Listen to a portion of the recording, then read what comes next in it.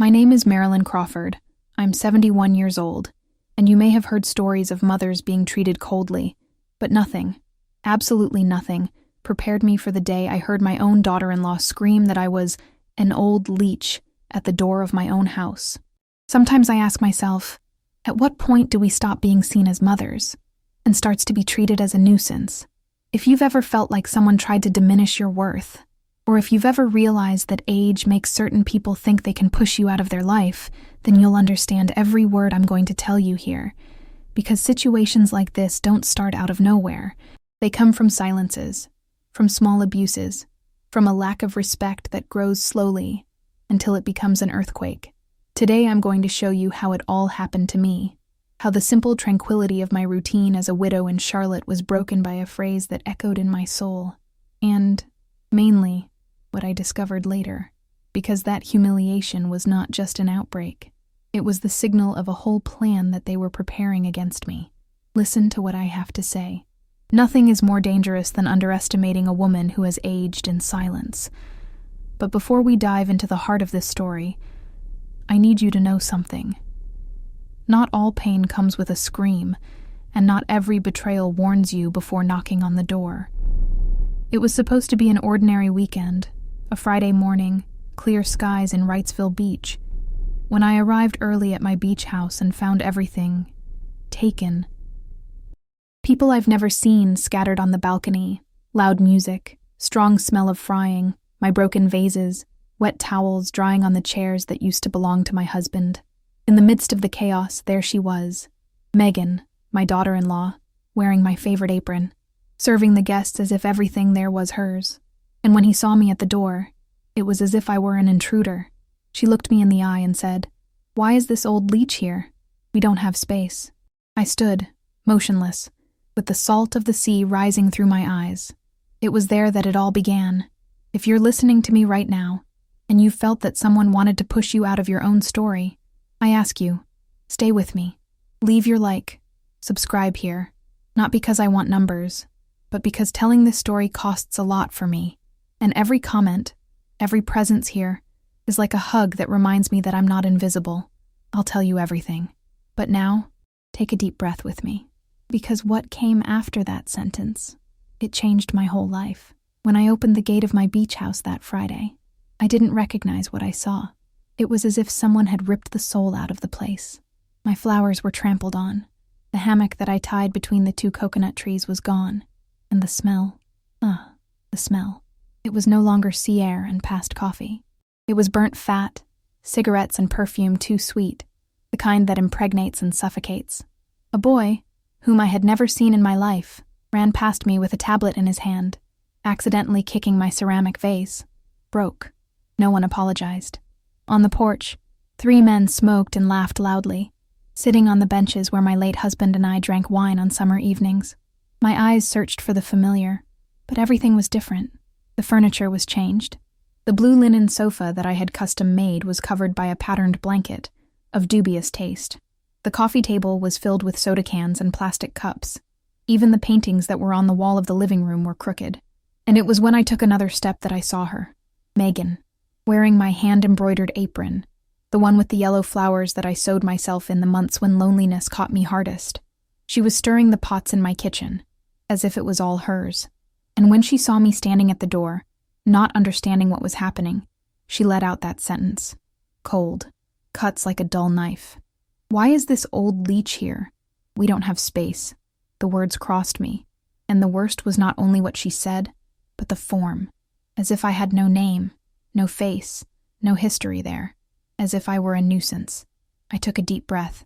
I didn't raise my voice. I just asked, with the calm I had left, "Sorry, what's going on here?" She laughed. He really laughed. That mocking laugh that we never forget.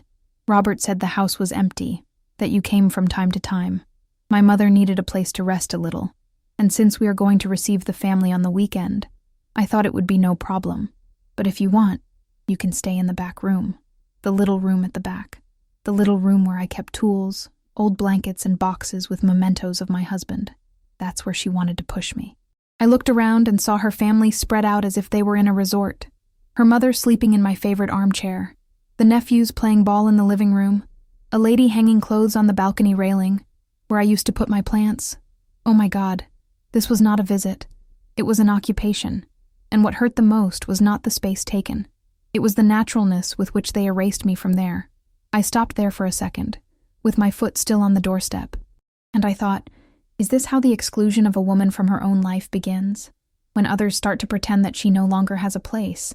If you've ever felt this slow erasure, this feeling of no longer being welcome in a place you've built with so much love, comment below with a, I've lived it, because I know there are many like me, women who gave everything, and yet were left aside like old furniture. Megan turned back to the pot, as if the conversation was over. I, without a floor, went to my room. I needed at least a corner to breathe. I opened the door and took another blow. My quilts were out of the closet, scattered around. In place of my reading chair, there was an airbed set up. The dresser was full of bags, toys, clothes that were not mine. The smell of my perfume had been replaced with cheap fabric softener, and my Bible, which was always on the bedside, was thrown into a bag on the floor.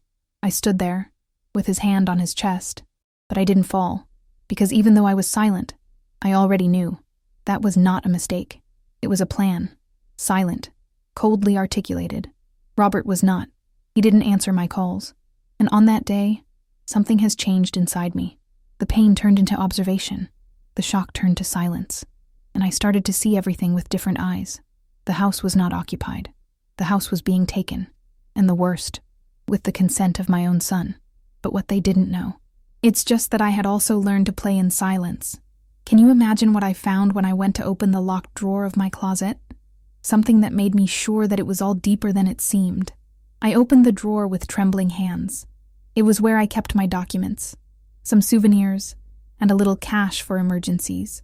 When I saw the state of it, my stomach turned. My photos were crumpled, my old letters thrown like trash, my papers mixed with supermarket flyers. My husband's wooden box, where he kept his rings when he couldn't wear them to work, was open, empty. That wasn't a child's mess. It wasn't a guest's disorganization. It was disrespectful. And it didn't come from outside. It came from within. I came from my own family. I went to the living room. Megan was sitting with her mom on the couch, drinking tea from my blue cup, the one with the chipped edge that only I wore. When she saw me, she didn't even get up. He only blurted out, as if commenting on the weather forecast. You need to understand, Marilyn. This house is closed. It is abandoned most of the time. Robert said we could come. That's what family is all about. Sharing what's left. Share what's left. I felt like I had been slapped in the face. Me, who spent nights sewing to pay for the roof of that house. Me, who planted the hydrangeas in the backyard one by one after my husband died. That house was not left. She was my anchor, my home. Her mother-in-law, a lady who barely greeted me, looked at me with a cynical expression. We understand that it is difficult to grow old, but being alone in this mansion is a waste. 2 other women I didn't know laughed quietly. One of them said, My God, she's really thinking it's bad. I thought it was a joke. I swallowed hard. Humiliation is something that, when it hits us after 70, comes stronger. Because it doesn't just hurt in the present. It ignites all the pain we've been through in our entire lives. But still, I took a deep breath. And he said in the calmest voice I could, This house is not abandoned.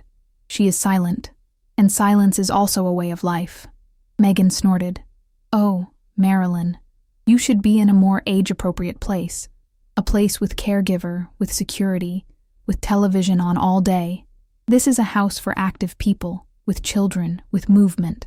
That was the phrase that was engraved on my chest. Not because of the rudeness, but because of the certainty with which it was said.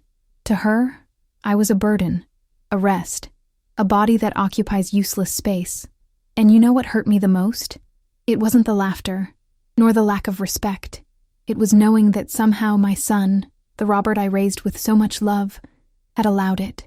Because only someone very sure of impunity would let his wife take possession of what does not belong to her with such boldness. I stayed there for a few more minutes, listening to the voices, the laughter, the loud music coming from the backyard. I, the owner of the house, was the only one who had nowhere to sit. No pad, no corner, no considerate look. And for the first time in many years, I felt ashamed within my own home, but at that moment, something inside me also woke up. An old force, one of those that we only find when we are hanging by a thread. It wasn't anger, it was lucidity. It was as if my soul was saying, "Pay attention. They think you've already lost, but this is where the game begins." That night, when I returned to the hotel where I had left my suitcase, because yes, I had to sleep in a hotel, I sat on the bed, with my feet on the floor and my hands in my lap. And I asked myself a question that I never imagined I would have to ask. Is my own son trying to erase my existence? To be able to take what's mine? Because if it was, I needed to prepare. And when I went the next day to get a medicine that I had forgotten in the cupboard, I discovered something that would change everything. Can you imagine what it's like to find, inside your own home, concrete proof that they're trying to get you out of the way? Well, that's what I found. And I haven't stopped. When I opened the cupboard behind the door, that small one where I kept medicine and some offal, my gaze went straight to the little red box where I always left my pressure pills. It was the one I had gone to get. But next to it, I noticed a crumpled envelope, with my name written in a strange way, a little crooked, as if someone had tried to imitate my handwriting. Open. Inside was a copy of a release with my name on it, or something that looked like my signature, saying that I authorized Robert to manage my estate in the event of an incapacity. Signed, dated, and false. I stood there, with the paper in my hands and my heart beating in my stomach. And suddenly, everything fell into place. Megan's lines, Robert's absence, the way they treated me. They were getting ready to erase me, not of life, but of the papers, from the house, history. I sat on the edge of the bed and closed my eyes, and what came to me was the opposite of anger. It was memory. It was as if everything I experienced inside crossed me at once, like a movie that no one else cared to watch. That house was not just a house. It was a miracle. After my husband died, I had nothing but a child to raise, and 2 hands that could sew. I worked for years in a laundromat. Then I set up a sewing room in the back of the house. I cut, embroidered, adjusted wedding dress, uniform, sofa cover. Every penny that was left, I put together in an envelope with the name House of the Sea. That's how I bought the land. Alone. Robert was still a teenager. He helped me on weekends. He sanded wood, carried a bucket of paint, brought me water when the sun was heavy. He said, "One day, this house will be the place where you will grow old in peace, Mom." And I believed it. I chose each tile carefully. The sandblasted glass windows that I had my husband's name made on the initials. No one knew how much they cost. Not only in money, but in renunciation. There were months when I ate eggs and rice every day to pay the next installment of the work. I planted every tree in the garden. I placed that hammock among the coconut trees on the day when grief suffocated me more than air. The house was my refuge, my proof that I could build a life even after the pain. The backyard knew of my prayers. The room knew about my sleepless nights. And now, all of this was treated as a summer house, as an abandoned property, as Megan put it. The television was on in the living room. Laughter echoed down the hallway. A child was screaming outside. A woman called someone to come and see the room overlooking the sea. I got up slowly, walked to the back porch, and looked out over the garden. There, where I planted the hydrangeas on my sister's 15th birthday, they were stepped on. There were slippers thrown on top. Beer cans stuffed into the flower bed. Megan would never understand. Because for her, that was just immobile. And for me, it was life. It was blood mixed in the mortar. It was morning becoming space. It was love translated into walls, doors, windows.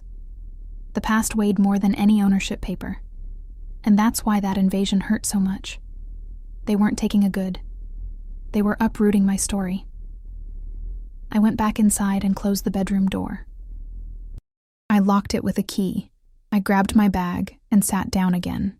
I stayed there for about 15 minutes, just thinking, in silence, because there are times in life that we don't need to understand anymore. You need to decide. And at that moment, I decided that I would not be forgotten in life, that I would not let my own existence be treated as something outdated. But before acting, I needed to know the size of the lie, because that paper with a false signature was just the beginning. And what I would discover the next day, inside my old solid wood cabinet, stored in a secret compartment that only I knew, would prove to me that they were going much further than I imagined.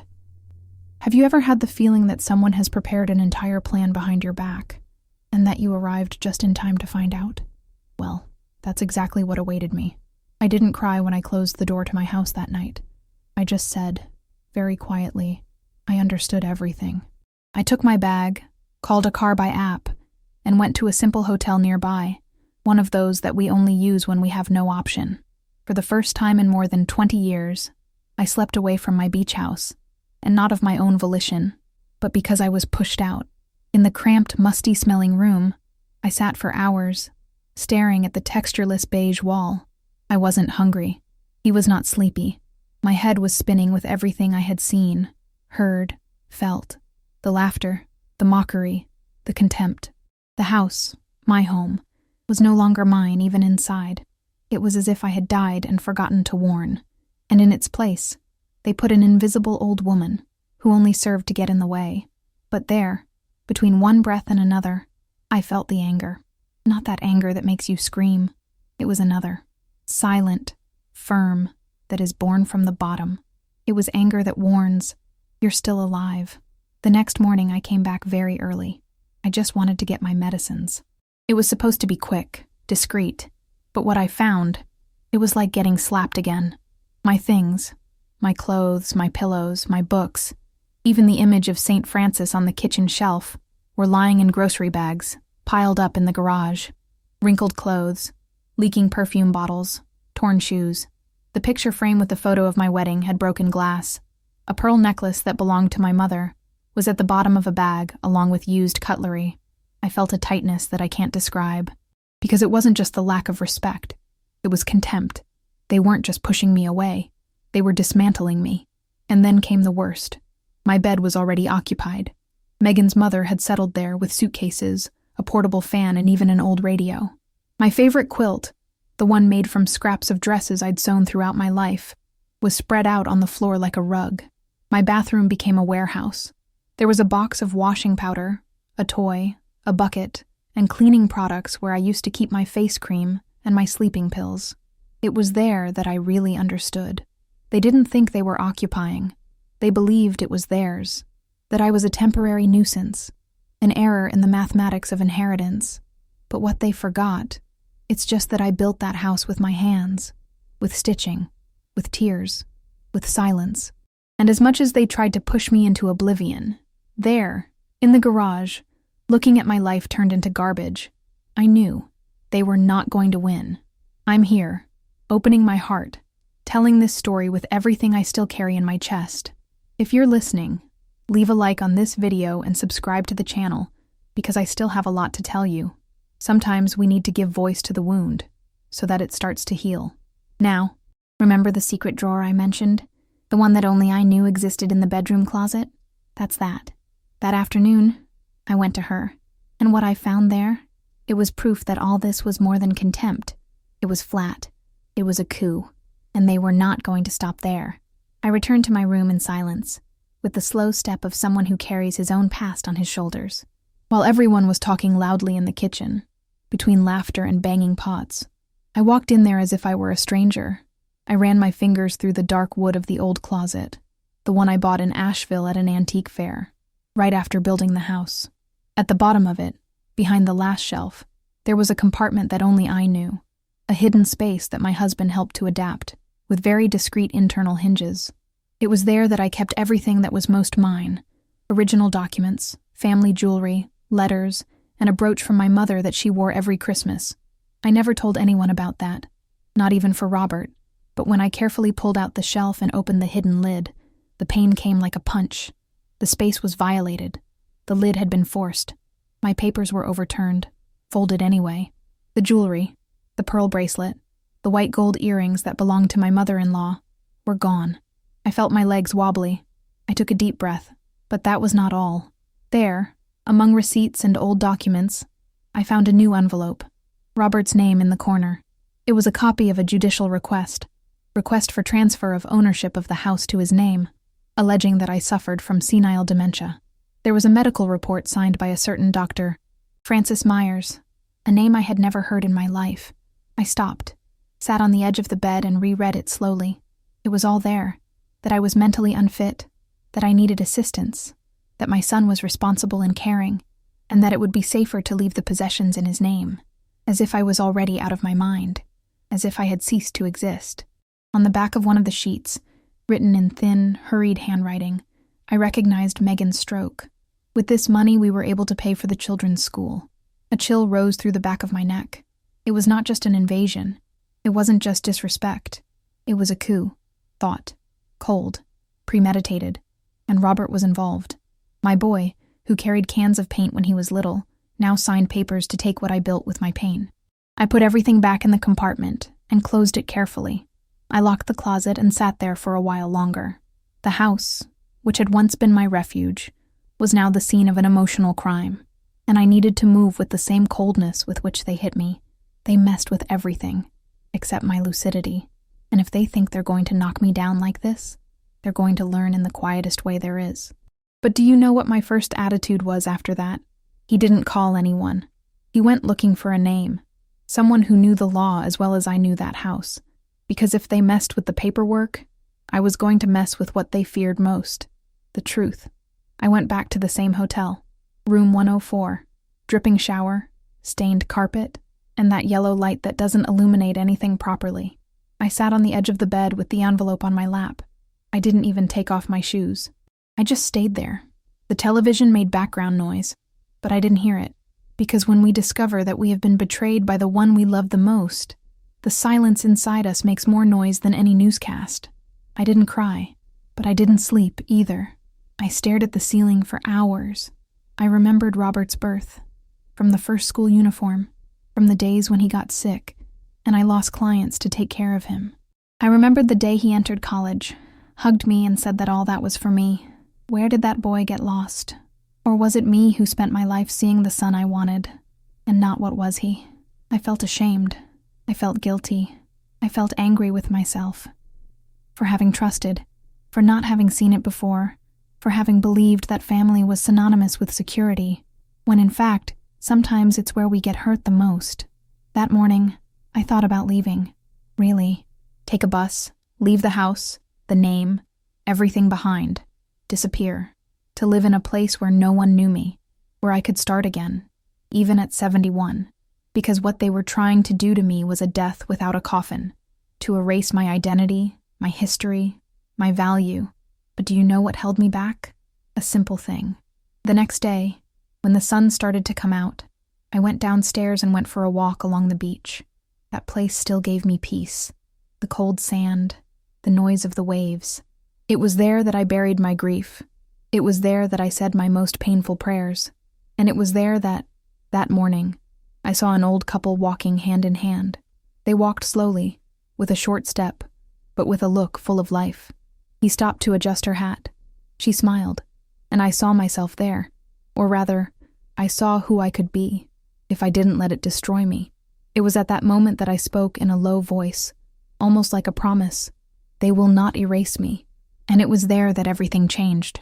Because when a woman like me, who has survived loss, grief, loneliness, decides that she will no longer accept being forgotten, there is no counterfeit paper to hold. This story you're hearing, it's still going to turn around, and it will turn in the most unexpected way. Because sometimes revenge doesn't come with shouting, it comes with letterhead. If you've made it this far, stay with me until the end. There is a part of this story that will make you rethink everything. But before you fight back, I needed one thing, proof. And for that, I was going to go to places that they thought I would never have the courage. And what I discovered in the history of the clinic that signed my report, it was blood-chilling. The next morning, I dressed in the best clothes I had packed in my suitcase. White linen blouse, navy blue pants, low shoes. I tied my hair, put on my old pin, the only one left, and walked to the First Carolina Bank branch on East Boulevard, the same one where I have had an account for 30 years. The manager, Daniel, had known me since I was just the widow Crawford who sewed wedding dresses to order. When she saw me, she smiled. Donna Marilyn. What a good surprise. But the smile faded when I sat down in the chair and started counting. Short, no drama, only the facts. He listened to everything in silence, with his chin resting on his hand. When I finished, he shook his head. his eyes full of indignation. "They can't do that. This is a crime." In 10 minutes, he called an employee, printed the recent history of my account, and together we blocked any movement that did not come directly from me. We change passwords. We cancel access. I signed security forms with the firmness of someone who is coming back to herself. I also want a letter, signed by the bank, declaring that you have known me for decades, that I have always been lucid, organized, and have never shown any sign of confusion or mental fragility. He took letterhead and wrote it on the spot. I left there with the letter folded in my bag, as if holding a sword, and halfway back to the hotel, I stopped at a park bench, took my cell phone and called the number of a lawyer I had kept for years, recommended by a friend, a man who specializes in cases of abuse against the elderly. He answered, and I just said, "My name is Marilyn Crawford. I need help. They are trying to erase me alive." His voice became serious. He asked me to come to the office the next morning, that he took documents, names, everything he had. There, sitting on that bench, with the morning breeze hitting my face, I felt that something had changed. For the first time since this all started, I didn't feel fragile. I felt like I was in control, that no matter how much they called me old, useless, leech, as Megan screamed, I still had what matters most: clarity. And I learned something I've never forgotten. Sometimes the first step to regaining our dignity is to remember who we've always been, even if the whole world tries to convince us otherwise. Let me ask you something. Now that you're here listening to me, have you ever felt that? This desire to prove that it still exists? Of screaming in silence, "I'm still here"? If you've already felt it, comment below with an "I understand you." Because there are times when only those who have lived know what it is to be invisible in one's own history. But let me tell you, what I still didn't know was that the name of the doctor who signs my fake report, it was connected to something much bigger. Something that involved a clinic, manipulated documents, and a dirty secret that could crumble everything Robert and Megan were trying to build. Do you have any idea what I found out in the medical record? Well, I found out. And they never imagined that I would have the courage to go there in person. At the end of that cloudy afternoon, the wind brought a cold that did not come only from the sea. It came from within. I returned to my home. Yes, mine. It was still, legally and spiritually, my home. I stopped in front of the balcony. I didn't get in. I stayed there. And that's where Robert showed up. He had the rental car, as always, sunglasses, sports blazer, pretending normality as if nothing had happened. He went downstairs, closed the door carefully, saw me, and he smiled, a fake, yellowish smile of someone who already knew that something awaited him. It came to me as one who walks on shards, slowly, cautiously. "Hi, Mom. Are you okay?" I didn't answer. I opened the bag, took out the envelope. I put it in his hands. "Read, in silence. Then we'll talk." He took the papers and read them. The request to transfer the house, the false medical report, Megan's note, the signature of the doctor I never met. I saw his eyes harden. He tried to keep his composure, but his breathing gave it away.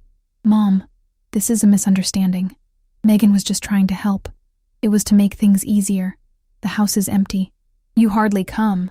We thought about investing in the space, making some improvements, put on vacation rentals." He spoke with that tone of someone who apologizes before even finishing the sentence, as if each word was an attempt to anesthetize the truth. I remained silent, just looking. He then tried to justify himself more forcefully. "You know how it is, Mom. We have 2 children now. Megan is overloaded, and you're getting older. I thought it would be safer, have everything organized. That's all." That's when he said the phrase that sealed everything, like a hot wax seal burning my mother's memory. "You have to understand. Now my priority is my family." That sentence cut deep, like I'm not part of it, as if I had been discarded from the definition of family, as if I were a closed chapter. I looked him in the eye, and I asked, "And what am I, Robert?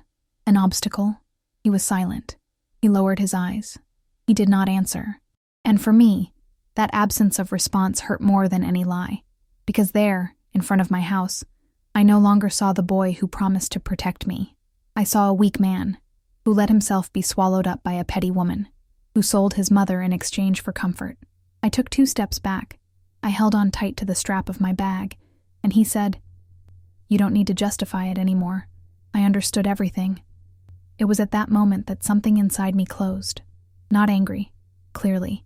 There was no longer a bridge. A mother's love still existed, but the bond had been broken. I returned to the hotel, with firm steps, and that same night, I wrote the last letter I would leave in the house. A letter without tears, without nostalgia, without appeal. From then on, I was no longer the lady who expected consideration. I was the woman who would choose justice. And can you imagine what happened when my lawyer found out that the doctor in the report— "Have you done this with other elderly people before?" Well, that's when the truth began to come out of the shadows, and the tables turned. The office was in a red brick building on Trade Street, 2nd floor, with no elevator. I climbed each step feeling the weight of my age and my story. As I walked into Thomas Gallagher's office, I was greeted with a firm handshake, a respectful gaze, and for the first time in days, a silence that didn't erase me, but listened to me. I sat down in front of him, took out of my bag the folder with documents, photos of my things thrown in the garage, the bank envelope, the fake report, Megan's note. He looked at everything carefully, in silence. When he finished, he took a deep breath and said, "Mrs. Marilyn, what did they try to do to you? It is not only immoral, it's criminal." He listed, item by item, document forgery, invasion of property, attempted property fraud, psychological abuse, theft of personal property. I said that report signed by a doctor who never examined me was especially serious, and that, with the correct data, he could ask for the opening of an investigation not only against Robert and Megan, but against the clinic as well. I listened with my eyes fixed on the papers.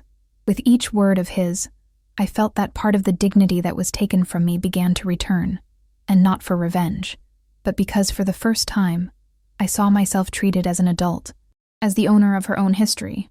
"And are you ready?" he asked. "This can bring exposure. It can generate conflict." I looked at him, and I replied, "What was taken from me?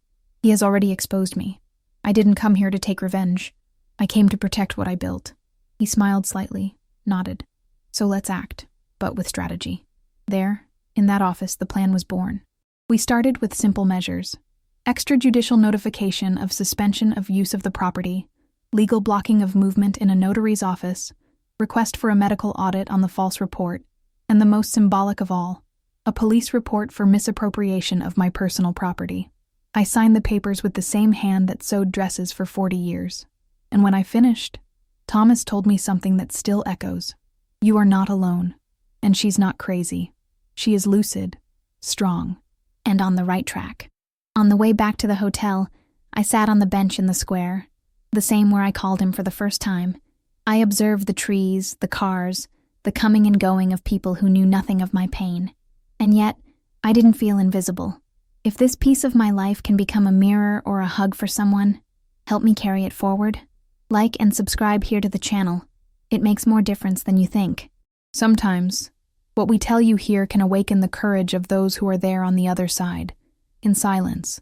But what I didn't know, it was that the silence I chose to maintain, from then on, was going to become my most powerful weapon.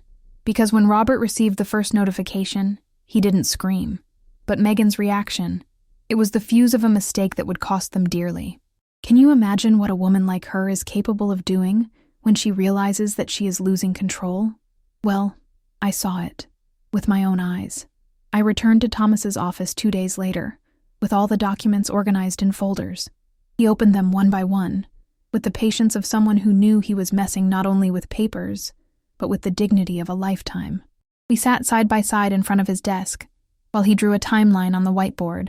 The date I arrived at the house, the day of the break-in, the fake report, the doctor's signature, Robert's reaction, the disappearance of the jewels. Everything was there, with dates, names, and proofs. "We are going to act on 3 fronts at the same time," he explained, pointing with his pen.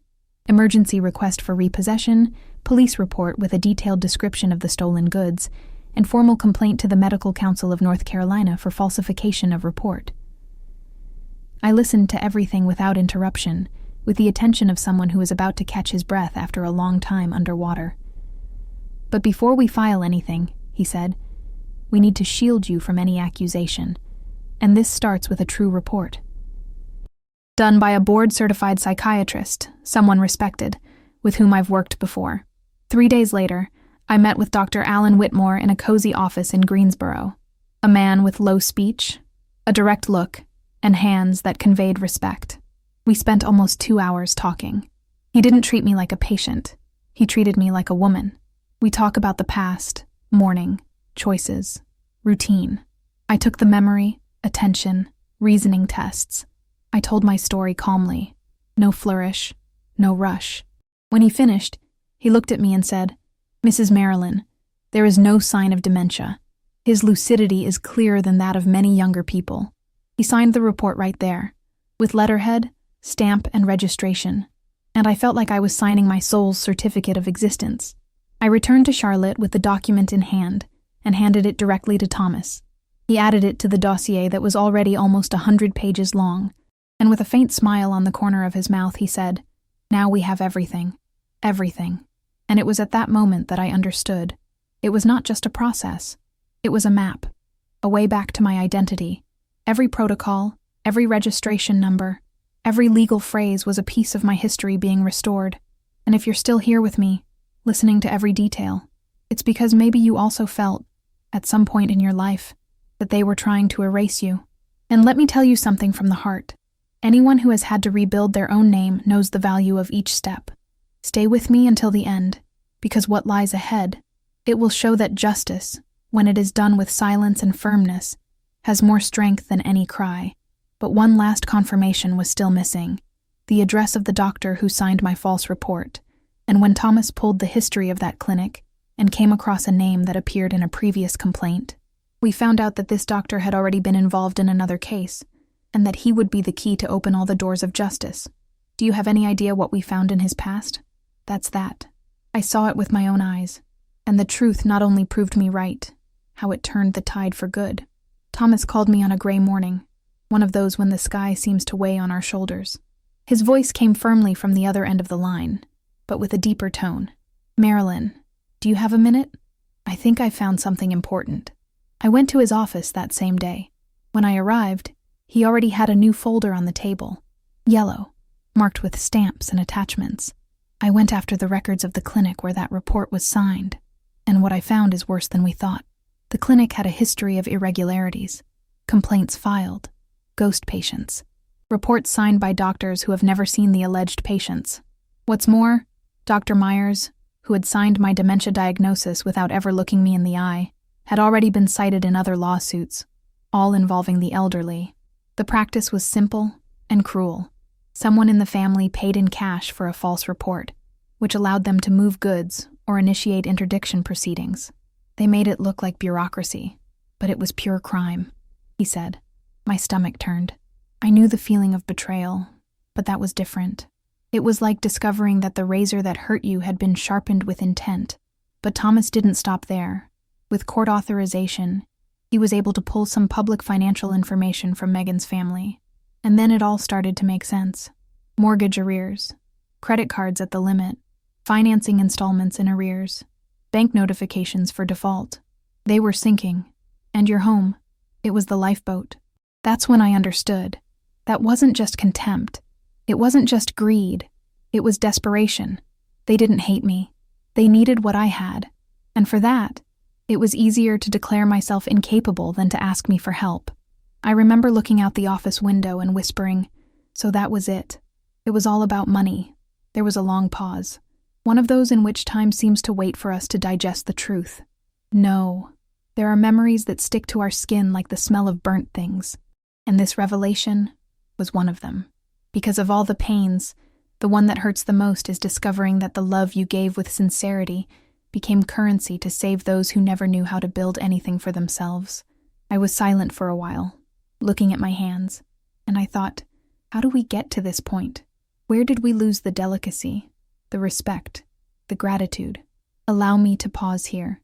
If you who are listening to me have already gone through something similar, or know someone who has experienced something like this, tell me in the comments, or leave only one memory of yourself, one of those that are marked forever. Sometimes, sharing is what saves, because some memories, even painful ones, deserve to be told, so that no one has to live in silence anymore. I left that office more lucid than ever. It was no longer just the betrayed widow. I was the woman who saw the plot, the logic, the coldness, and that strengthened me, because when pain becomes a method, we stop bowing down. But what I didn't expect was that Megan, upon noticing that the notifications were coming, would take such a desperate attitude, and so low. Can you imagine what she had the courage to do in front of the children? And I swear, to this day I don't understand how someone can go so deep. That morning when I left the hotel, the sky was clear, but there was a wind inside me. I wore the same coat I bought when Robert was promoted to chief engineer. It was as if, even torn inside, I wanted to remember who I was. Thomas arrived on time, with a dark leather briefcase and the calm look of someone who knows what he is doing. Next to him, the court-appointed official, a man with a firm voice and an upright posture. We got into the car in silence. No one there needed to say anything. As we approached the Wrightsville beach house, the sound of laughter and loud music could already be heard from the street.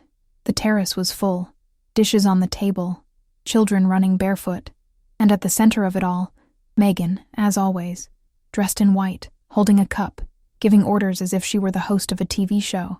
She didn't even notice the arrival of the black car. He didn't even bother to look at who was going down.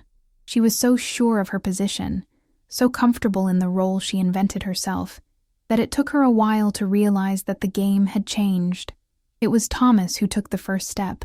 In a clear, slow voice, he announced, "Good afternoon. My name is Thomas Gallagher, attorney for Mrs. Marilyn Crawford. We are here to comply with a court order of repossession, duly signed and registered." He held out the envelope with the documents, while the officer stood to the side, asking everyone to remain calm. Megan froze. The cup trembled in his hand. "What is this game?" she asked, trying to keep her pose. Thomas replied coldly, "No joke. It is a legal process. This property has not been assigned, donated, or transferred. Any occupation without express authorization from the owner constitutes invasion." She tried to laugh, that forced laugh we give when we don't know where else to run. "This is absurd.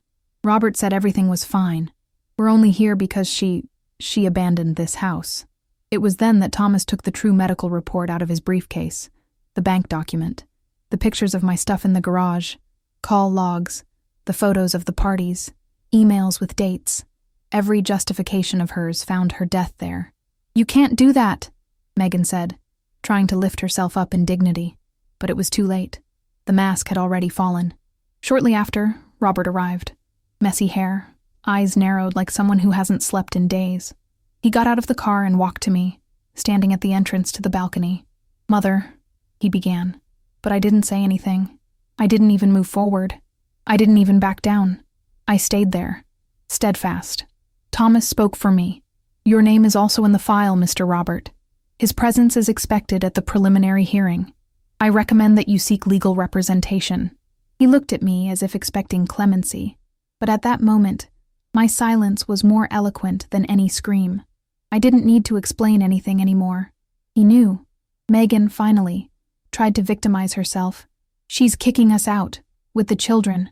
Where does she want us to sleep?" It was the policeman who replied, in a professional tone, "Madam, the order is clear. The misuse of the property ends today. I recommend that you collect your belongings." And so it was, in front of the house I had built with my own hands, that the first piece of their house of cards collapsed.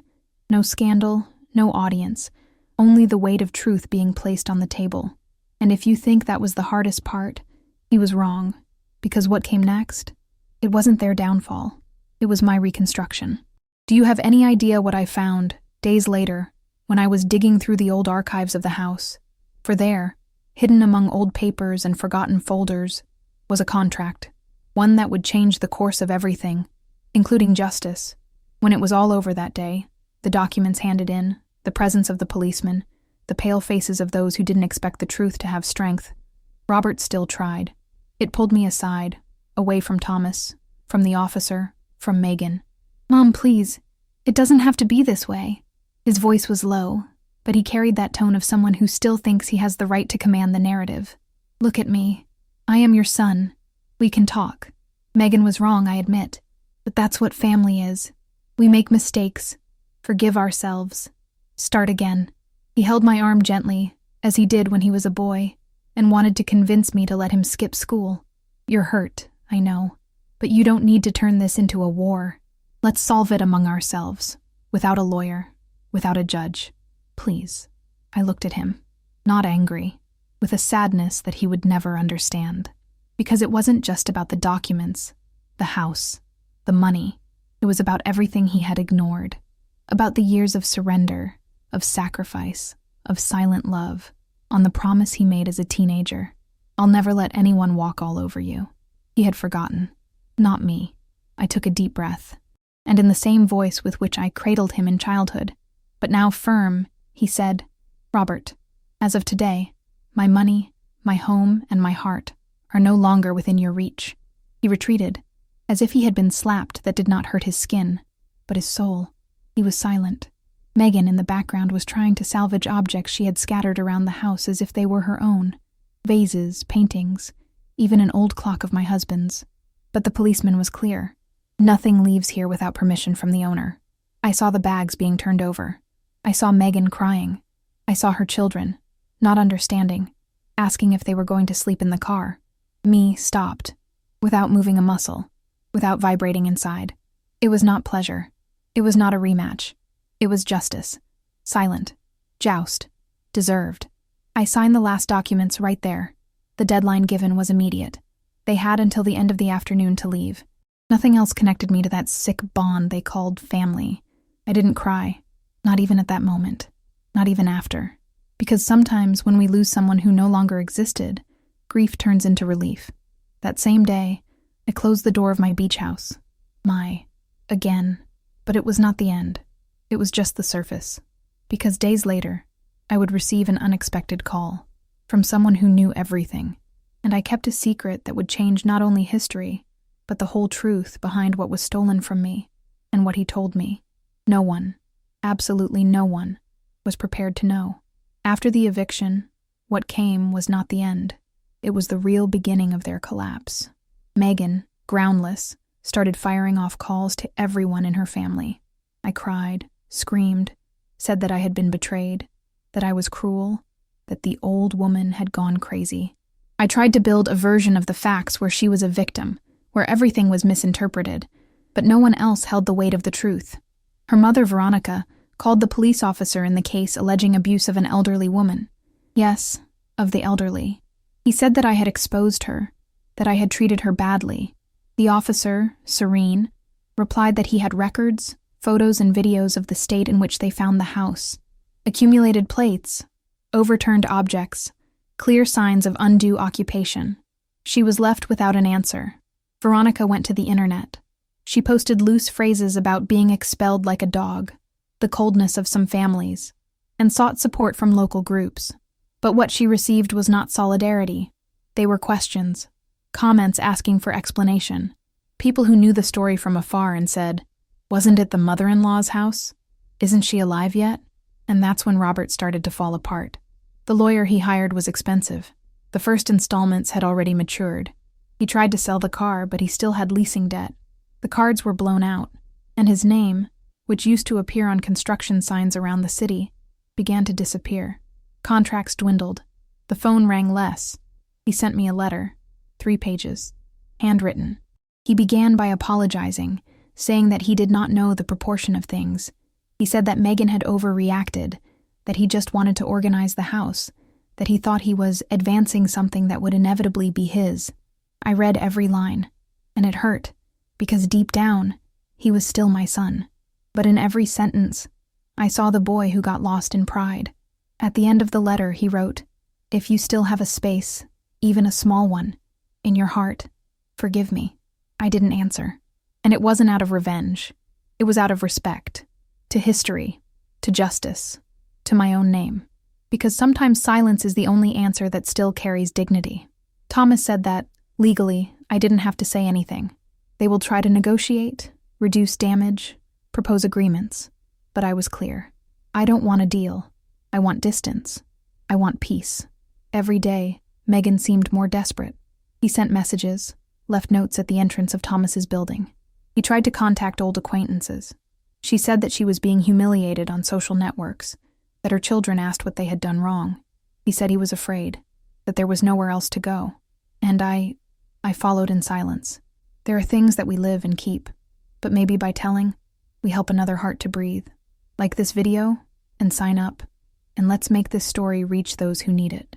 Sometimes, what you hear here may be exactly what someone on the other side needed to hear in order not to give up their courage. What they didn't know, as they sank into their own choices, was that the last piece of this puzzle had not yet been placed, and when it appeared, it came from the mouth of someone no one expected. Because an old friend of my family, upon learning what was happening, he called me to talk, and he handed me information that would change the course of everything, even the inheritance they coveted so much. The courtroom was cold that morning, as if even the air had been trained not to take sides. I sat in the front row, with Thomas next to me, and my briefcase on my lap. The same folder where I kept sewing patterns when I started saving money to build my beach house. But that day, she carried something else, the weight of truth. On the other side, Megan and Robert, the two with their eyes downcast, surrounded by hurried lawyers. Megan wore black, perhaps trying to convey the image of mourning or sobriety, but his eyes said something else. Nervous, insecure. Robert was thin. He seemed to have not slept for days. He avoided looking at me. I didn't look for her gaze either. No more. The hearing began with their lawyers trying to divert the focus. They said I was too strict, that I had a hard time accepting change, that I had lived alone for too long and could be emotionally confused. One of them even said that I could be exaggerating, as happens with many elderly people. Thomas stood up calmly and replied, "Ladies and gentlemen, exaggeration is not proven by a report, but lucidity, yes." And he handed the documents to the judge. The recent psychiatric report, signed by one of the most respected professionals in the state, attesting to my full cognitive, emotional, and social capacity. The judge read each line carefully. Then came the evidence of undue occupation, photos of the house, the disorder, my objects in the garage, my missing jewels, the fake clinic report, the signature of the investigated doctor, the handwritten note by Megan with the phrase, "With this money, we were able to pay for the children's school." When the officer was called to testify, he described the eviction scene accurately and impartially. He said he had never seen a space so taken over without authorization, nor personal belongings so mistreated. The house was not just occupied, it was desecrated, he said. The room fell silent. The kind of silence that isn't bothersome, it's devastating, because everyone there knew. There was no longer any argument to support their story. I was called.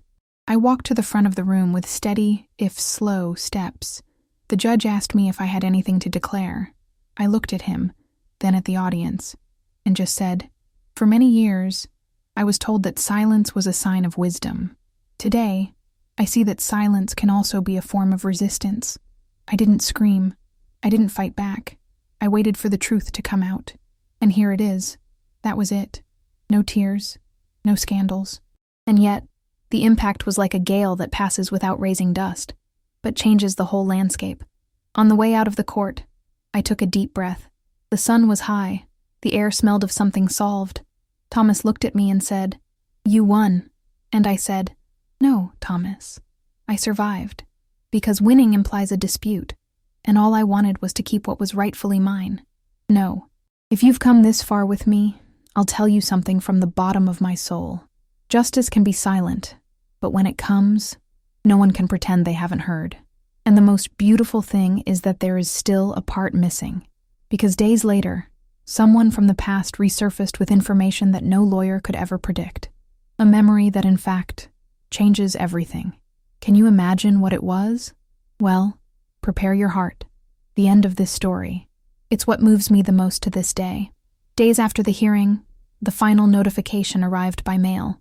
The attempted asset fraud was confirmed in a sentence. Robert and Megan were found liable for falsifying documents, trespassing, and elder abuse. The court determined a heavy fine, in addition to mandatory community service. Nothing symbolic. Real work, whole days in shelters, cleaning, serving, listening to stories of those who live with little and have never tried to take from anyone. A provisional criminal record was also registered, which may be permanent if there is a recurrence. Their name, which had previously circulated in social columns and at local events, has become the subject of whispering. The doctor who signed that false report had his license temporarily suspended while he responds to a lawsuit from the State Medical Council. And as for the jewels, they were all inside a bag hidden in a closet in the guest room. It was the police officer himself who found them during the final forensic examination. There were my engagement earrings, my husband's wedding ring, and the reliquary with my parents' photo. Small objects, but they carry a life. All returned, one by one. But perhaps the most symbolic thing was to see the Dyson name crumble, not by gossip, but by abandonment. Relatives who disappeared, friends who stopped responding, doors that closed, invitations that ceased. Robert was terminated from the engineering office for breach of ethics. His name no longer appears on the signs of the works. It is said that he tried to start on his own, but no one wanted to join. Reputation, once tarnished, is never whole again. And Megan, well, she deleted her social media profiles. They say that he still tries to justify, that he tells versions where everything was a misunderstanding, but no one listens. Nobody believes it. And I went on with my life, in silence, with dignity. And you know what's more curious? Those same people who called me a burden, a useless old woman, now look at me with respect, because what they tried to wrest from me, my memory, my authority, my voice, was exactly what brought them down. My old age, which they thought was weak, became a symbol of the strength that put them on the ground. But the most beautiful was yet to come, because among all the papers in the process, between old files and records, an envelope appeared, one that even Thomas did not expect to find, and within it was my husband's last surprise, one that he left in storage more than 20 years ago, and that would forever change the fate of the house. Can you imagine what it was? Just wait and see. After it was all over, the courtroom, the news, the enforced silences, I returned to my beach house with a light suitcase and a heart full of scars. It was spring, and despite the cold wind, the mornings already came with that smell of salt and flowers that I recognized from afar. I entered through the front door, as if returning to a sacred place. He said nothing. I just breathed. I let the house welcome me again, in its time. I hired a housekeeper, Donna Letitia, a sweet woman who came twice a week. She kept the windows open, watered the plants, brewed strong coffee, and placed a low radio in the corner of the kitchen. The house, previously invaded, now breathed with me. I planted new flowers in the garden, daisies, lavenders, and a jasmine tree, where they had once trodden and plucked my hydrangeas. I rearranged my room. I changed the curtains, painted the walls a light tone. I kept the bad memories in a box that I sealed with tape, and I left only what still made me smile, a picture of my husband, an old note from Robert when he was a child, and my reliquary, now clean and back around my neck. It was then that I decided what to do with the house. I sat on the balcony and stared at the sea for hours. I thought about all the nights I spent there sowing dreams. I thought of my husband, who helped me lay the first brick. I thought about the promises I made to myself, and how I kept each one. I cried, yes, but it was a gentle cry, from those who accepted it, of those who understood that a mother's love does not disappear, but it can change shape. I called Thomas and asked him to update my will.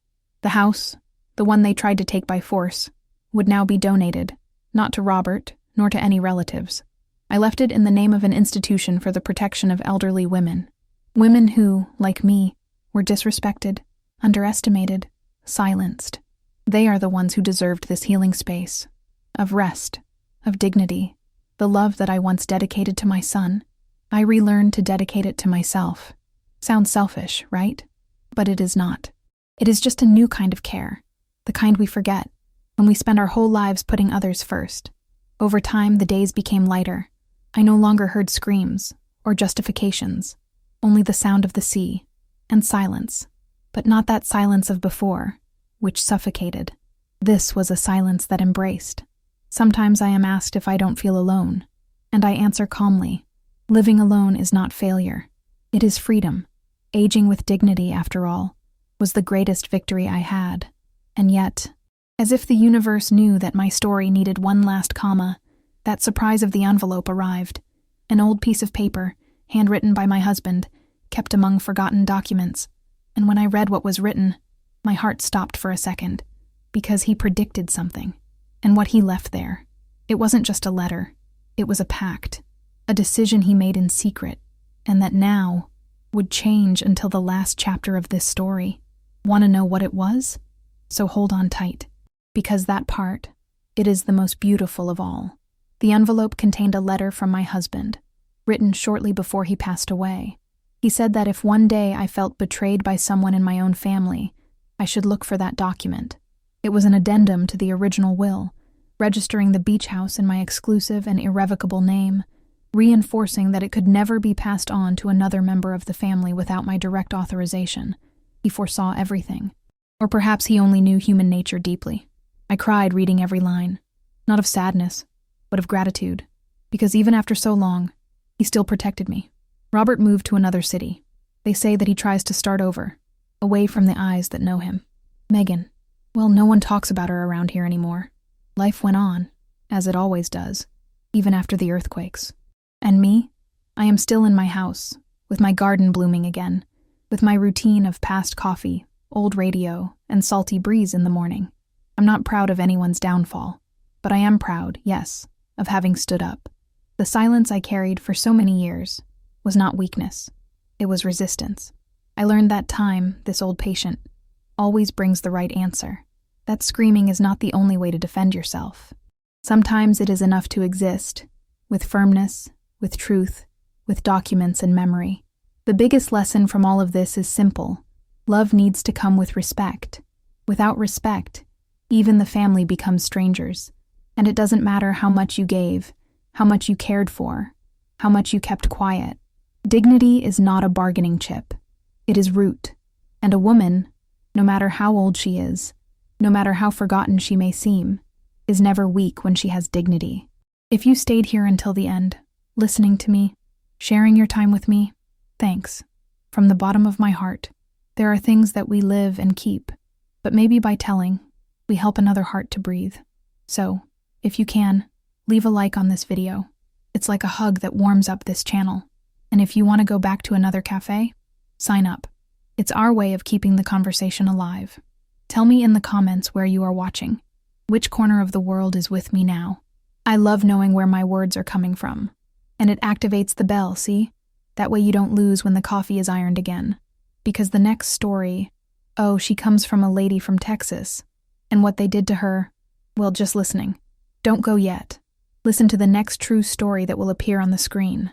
Always remember, every wrinkle tells a story, and every story carries a strength. Watch the next video here on the channel with another incredible story.